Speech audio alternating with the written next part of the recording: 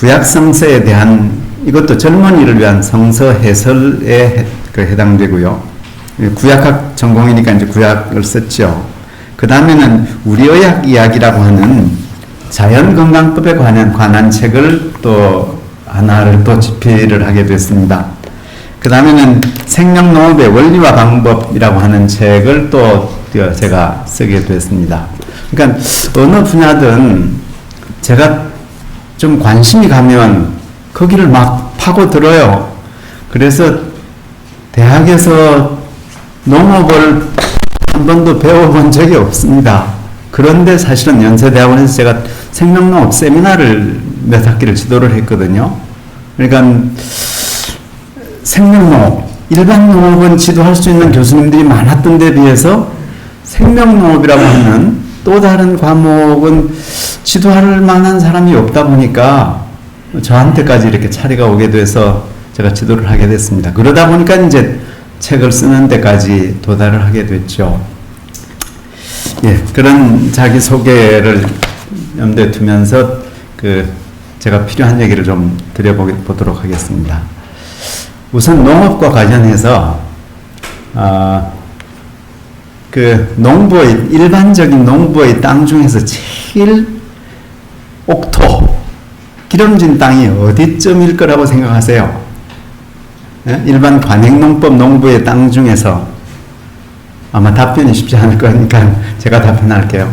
제가 발견한 바로는 대부분의, 요즘은 그런 일도 별로 많이 하지 않고 제초제 쳐버리고 말지만 그래도 호미질 하면서 풀을 뽑던 시절에는 제일 건강하고 기름진 땅이 어디였을까요?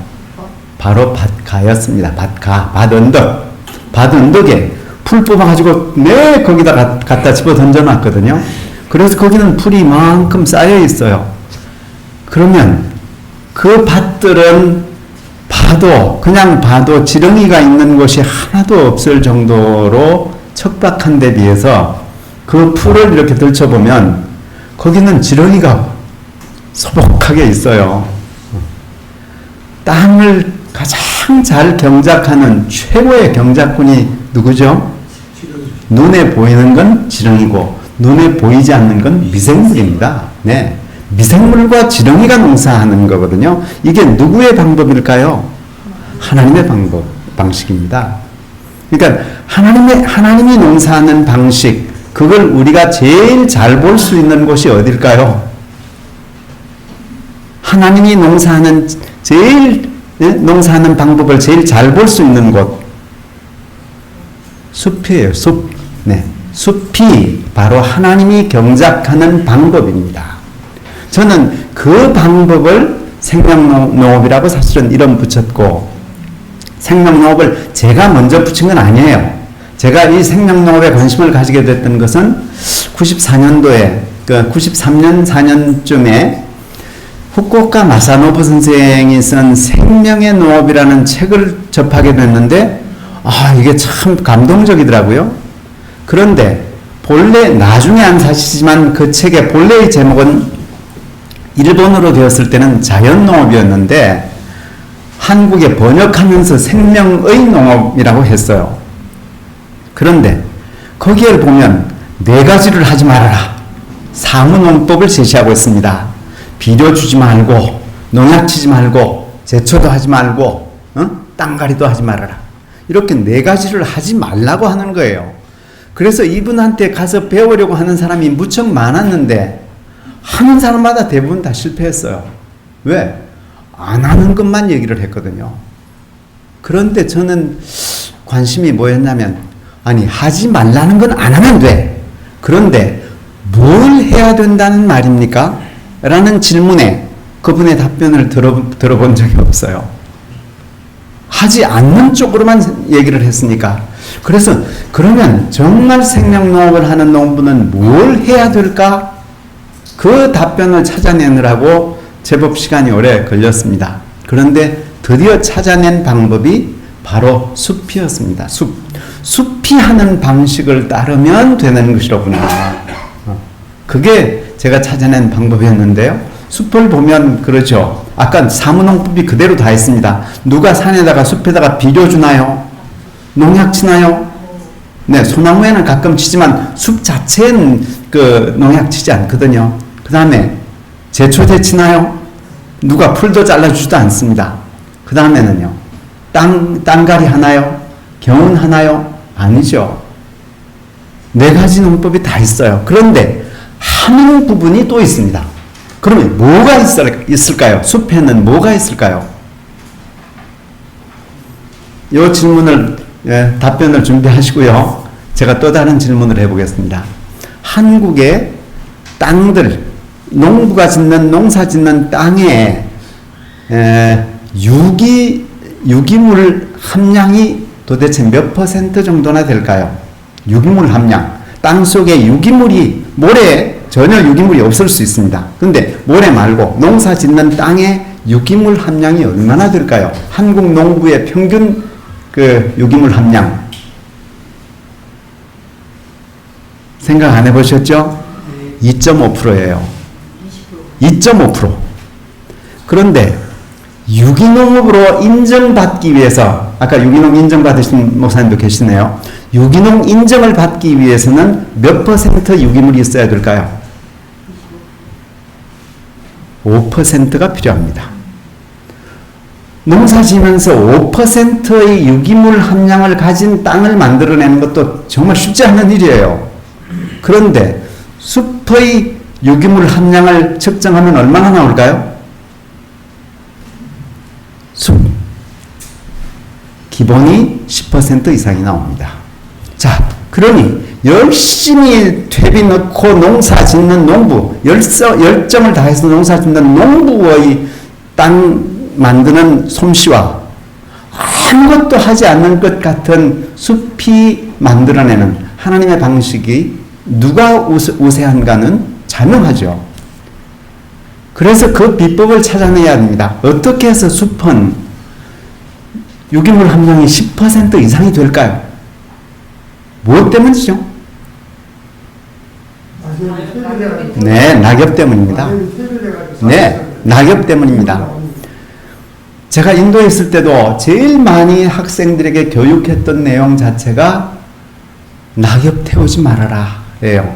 그걸 비유를 들어가면서 아침마다 일어나서 성냥불을 거기 이제 루피인데 루피를 한 다발 쌓아놓고 성냥불을 그어대는 소년이 있다면, 소녀가 있다면 여러분들 어떻게 생각해요? 아주 바보라고 생각하죠? 그런데 여러분들이 매일 그러고 있어요. 학교에 가서 운동장 쓴다고 싹싹 쓸어서 흙이 폴폴 날려야 하고 먼지가 날려야 하고 그리고는 그거 싹 모아서 낙엽을 싹 태우거든요. 여러분들이 저 나무의 입장이라면 어떨까요? 나무의 음식이 뭐죠? 낙엽입니다. 비가 내리는 물이고요. 그래서 가장 주된 음식은 낙엽인데 이게 낙엽의 주된 성질이 뭐죠? 화학적으로 질소인산칼리만 우리는 생각하죠. 질소인산칼리. 이건 비료의 3요소죠. 그런데 이것들은 별로 중요하지 않습니다. 정작 가장 중요한 요소는 뭘까요? 탄소입니다.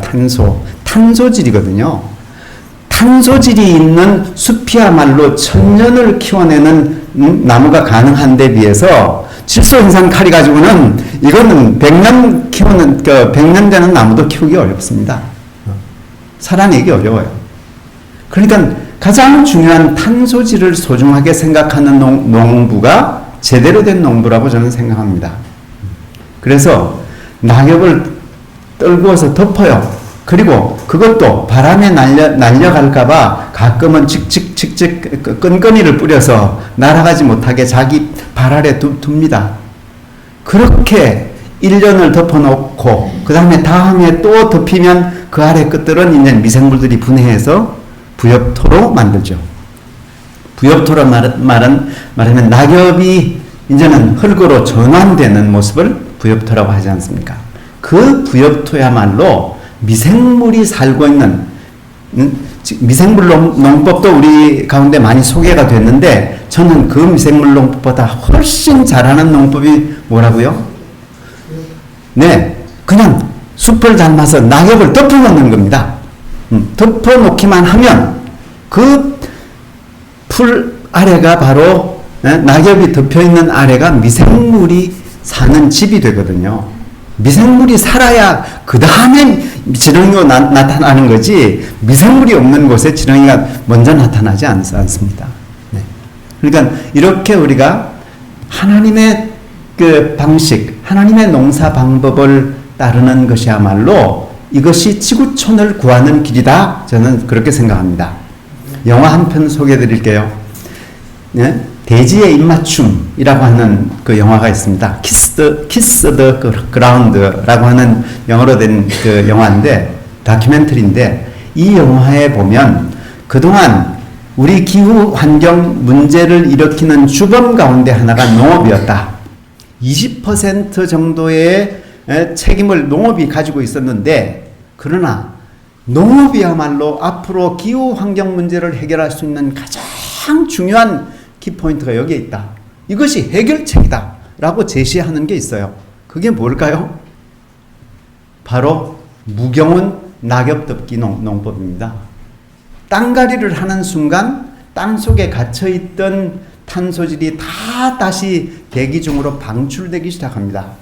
그 영화에서 잘 화면을 보면 북반구의 3, 4, 5월이 되면 슈퍼 컴퓨터로 측정을 해놓은 내용을 보면 온 북반구가 막 붉게 그냥 이산화탄소가 발생해서 타오르고 있습니다. 그러다가 6월달이 되면요, 기가 막히게 이것이 싹 사라지면서 초록으로 변모해 있어요.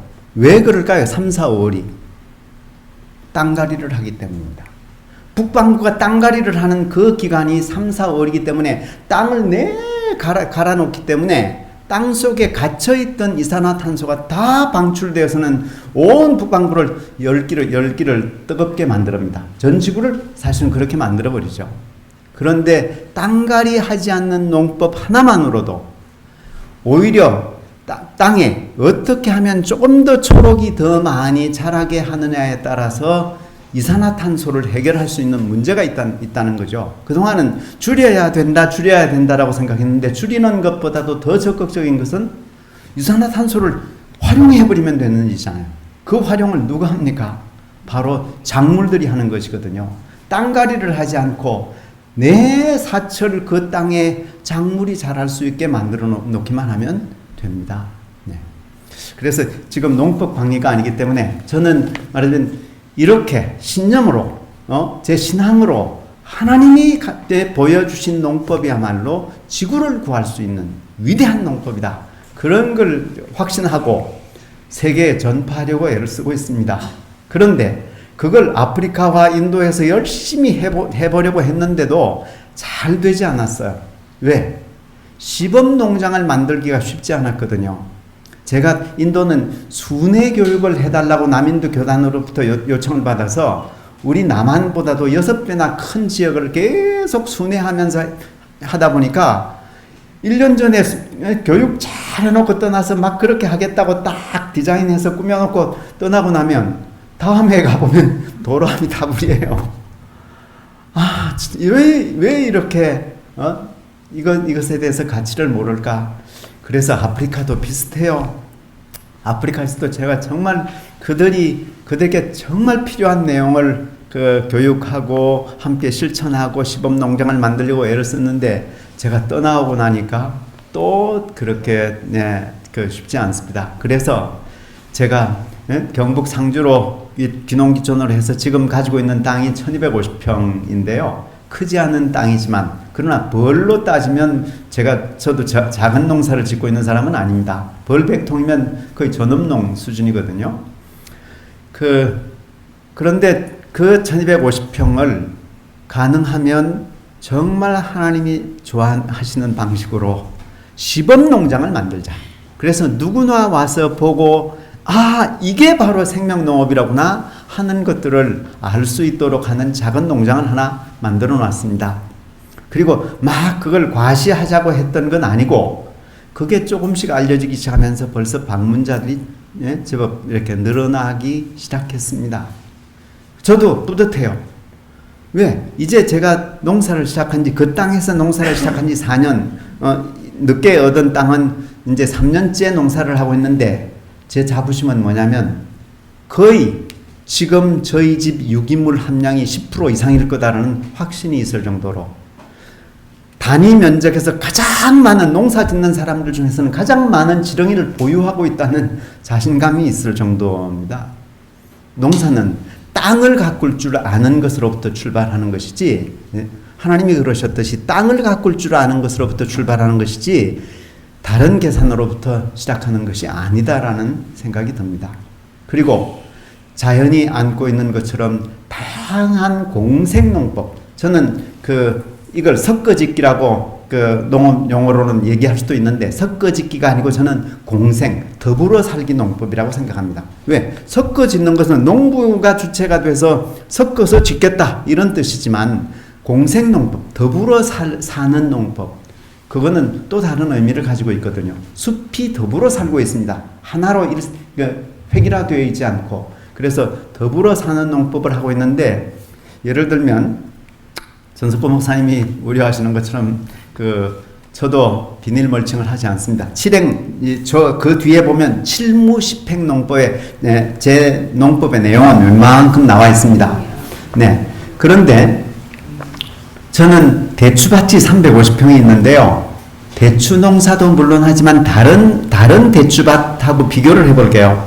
다른 농부들의 보온이, 저희 집이 바로 보온하고 경계 지점이거든요. 보온분들은 대추 농사를 많이 하는데 그 대추밭을 쓱 지나가다 보면 어떨까요? 우선은 평평해요. 두둑과 골이 나뉘어져 있지 않습니다. 평평해요. 그 다음에는 풀이 하나도 자라지 못할 만큼 벌써 제초제 2번 쳤어요. 풀이 자라긴 자라죠. 풀도 참 대단하잖아요. 제초제 2번 쳤어요. 대추나무 이외에는 다른 작물은 아무것도 볼 수가 없습니다. 그런데 비해서 저희 집에 오시면 두둑과 골로 나누어 놓았습니다. 모든 과수들은 배수가 잘 돼야 되죠. 고추도 배수가 잘 돼야 하고, 배수 불량이 되면 그때부터는 병 오기 시작합니다. 그래서 배수가 잘 될 수 있도록 두둑과 골로 나누고, 이게 디자인이거든요. 농장을 어떻게 디자인할 건가. 그리고 저희 보면 테두리 두둑이 있어서 대추밭 테두리에는 전부 꽃들이 심겨져 있어. 이게 정원이야? 대추밭이야? 이런 느낌이 들 정도로 저는 정원 텃밭, 정원 과수원을 만드는 그런 모습입니다. 그게 더 사람이 보기에도 좋고 하나님도 좋아하실 것 같고, 또 누가 또 좋아할까요? 제 벌들이 좋아하기 때문입니다. 벌을 위해서 뭔가 꽃을 자꾸 피울 수 있는 것들을 만들어주지 않으면 안 되니까요. 그 다음에는 대추나무와 대추나무 사이가 2m니까 요 사이를, 두둑 만든 요 사이를 간작이라고 할 수도 있고, 하여간 공생을 시킵니다. 그래서 제일 많이 심은 건 마늘과 감자인데요. 마늘 농사가 저한테는 참 쉽더라고요. 어렵다고 하죠. 비닐을 치지도 않죠. 낙엽만 덮어주면 되는데, 마늘 심어놓고 낙엽만 덮어놓으면 되는데요. 그래서 대추나무 아래는 벌써 몇 년째, 3년째 낙엽이 덮이기 때문에 막 어떤 데는 벌써 한 20cm 푹푹 손이 들어갈 만큼 그 땅이 좋아졌습니다. 그래서 그 마늘 이제 지금 캐기 시작하고 있는데 비 오기 전에 캐려고 하다가 3분의 1밖에 못 캤습니다. 근데 마늘 지나가는 동네 분들이 하는 얘기입니다. 야, 올해 이 집 마늘 정말 잘 됐네. 딱 보면 아는 모양입니다. 뽑았는데요, 비료 한 방울 맞지 않은 마늘이 제 주먹 절반 정도 될 만큼 놀래요. 굵직굵직하니, 그리고 저장성이 정말 뛰어납니다. 거의 제 마늘 생산해가지고 가을에 저는 저온 저장고도 없기 때문에 그대로 바람 통한 곳에 매달아 놨다가 그대로 심거든요. 그래도 뭔가 이렇게 변색된 마늘이 별로 없습니다. 그럴 정도로 이게 자연 스스로 저장하는, 보존하는 능력이 있는 것 같습니다. 그리고 대추나무 아래마다 넝쿨콩을 올리든 아니면 오이를 하나씩 심어서 오이를 올리든 그리고 호박을 올리든 다 이게 대추나무와 공생하면서 더불어 사는 그런 농법을 하고 있습니다. 그래서 이게 숲의 재현이로구나 하는 것들을 어렴풋이 볼 수 있는 그런 농법을 하고 있는데요. 자, 그런 농법을 어쨌든 세계적으로 확산시키기만 하면 많은 선교사님들에게도 도움이 될 것 같고 세계적으로도 도움이 될 거라는 생각을 하고 있습니다. 이제 1분 내로 마치겠습니다. 그런 일을 위해서 제가 이제 좀 소개를 했더니 선교사님들 가운데 지금 저를 초청하는 곳이 벌써 세계적으로 7곳이 있습니다. 그러니까 와서 제발 그분들은 선교사님들이 본격적으로 농업을 공부한 적이 별로 없잖아요. 그래서 그분들에게 정말 가서 농업 지도도 해줄 뿐만 아니라 경작지 디자인으로부터 어떤 작물을 심으면 좋을지, 어떤 방법을 사용하면 좋을지 이런 것들을 좀 와서 도와달라고 요청받는 곳이, 받은 곳이 벌써 7곳이나 되는데, 저도 제 농사가 있다 보니까 자주 가지 못하는 한계가 있기도 하고, 농한기를 이용해서 이제 가려고 준비 중에 있는데, 그런 것들은 또 비용을 필요로 하고 있는데, 하나님께서 답을 주실 거라고 생각하고서 열심히 그 일을 해가고 있습니다. 또 여러분들을 알게 돼서 함께 기도하면서 힘을 합친다면 세계를 하나님의 농법으로 변화시켜 가는데 도움이 될 수 있지 않을까 생각합니다. 마치겠습니다.